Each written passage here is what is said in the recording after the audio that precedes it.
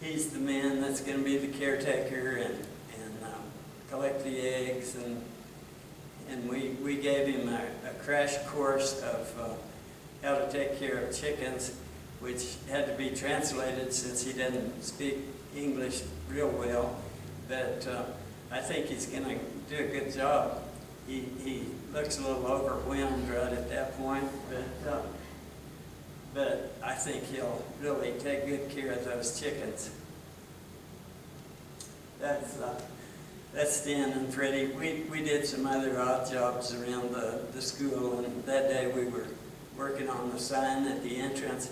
The name of the high school is Marjorie Windland High School, and it's named after a woman from New Mexico who was the first person that donated money to Tom for the high school.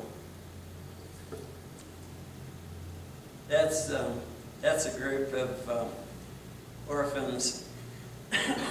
Right before the chickens arrived was the end of the school term, and so all the kids left from the high school, and the ones that have homes went back home for 2 weeks, and the kids that don't have any family, they put on the bus and sent them back to the Children's Center in Nairobi.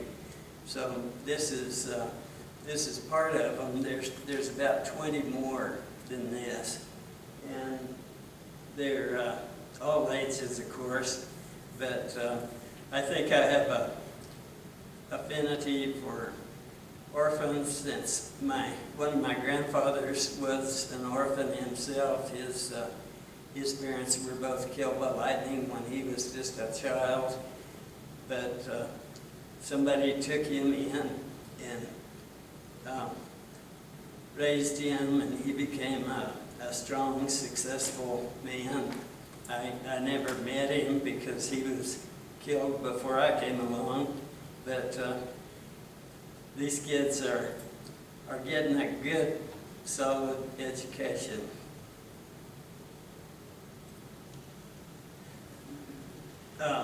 I've got just a series of pictures here of a bunch of the kids at school, and we can just kind of scroll through them, but I want to play. One day I recorded some of the kids singing, practicing, and they're in a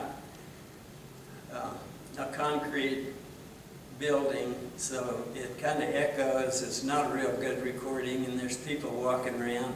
You know, it's just a practice, but I think you can get a feeling of their beautiful voices. But I wish we could get a CD from them. Hopefully their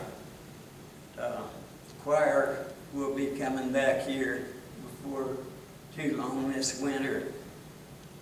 I'll play you part of this.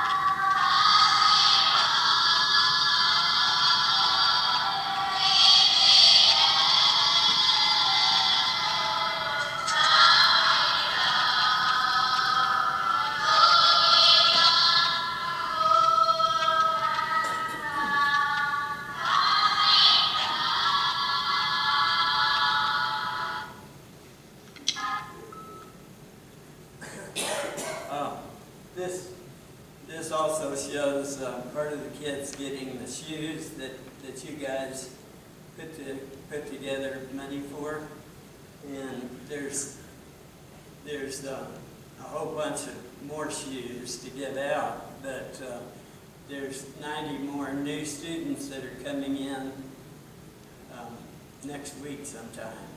So they'll probably be needing those. They were clowning around, very happy to get new shoes that day. But they're such a happy and grateful bunch of kids. You know, we don't have any kids right now in this church, but you guys have a bunch of children over there that love you.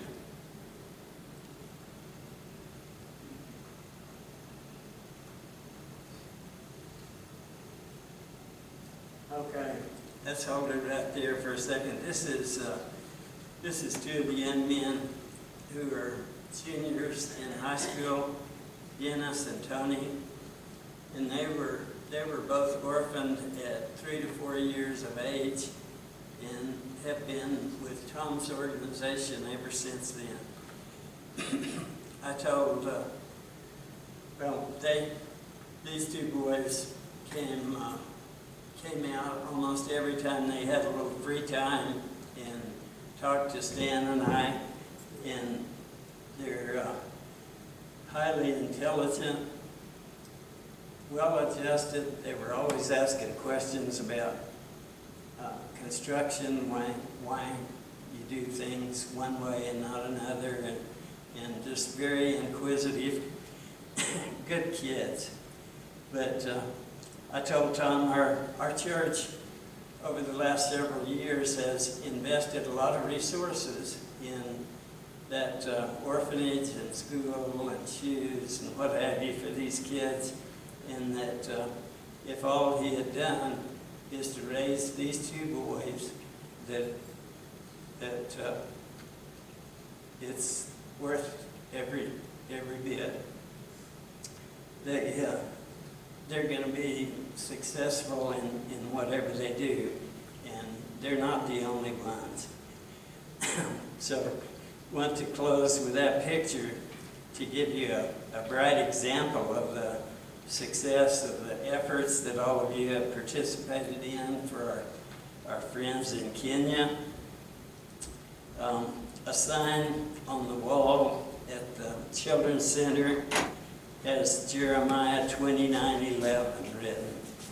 For I know the plans I have for you, declares the Lord.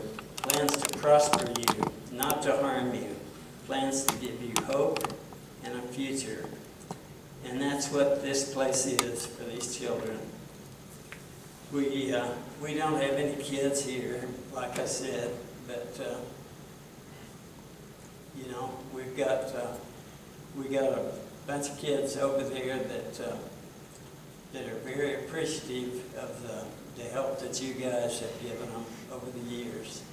So thank you.